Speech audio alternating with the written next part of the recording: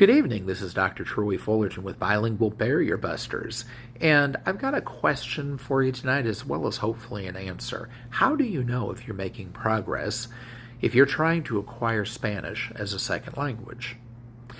Now this would apply to other languages as well, but I'm going to talk about Spanish tonight because that's what I'm focused on here, but this would also apply to any other language learning acquisition journey that you might be on. How do you know if you're making progress?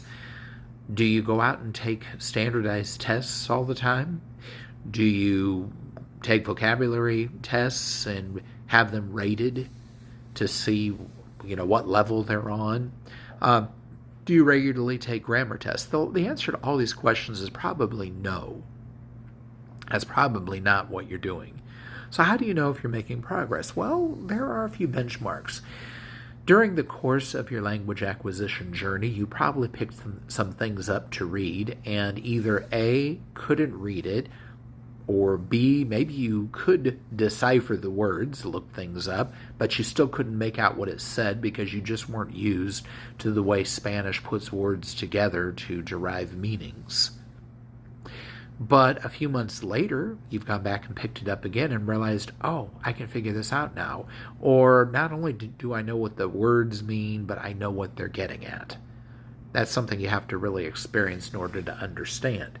Those are signs of progress.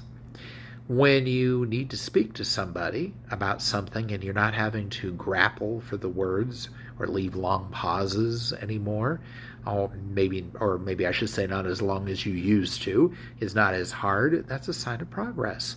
When you hear people speak at a normal speed and you realize, boy, I can really understand what they're saying now, that's a sign of progress as well. So what I'm saying is, you're progressing if things start getting easier and things are easier to understand as well as easier to express. When you're not having to look things up as much, when you're not having to fish for words as much, you're progressing. What we need to look at is, what are some of the best ways to make that happen? That's going to be on subsequent videos here.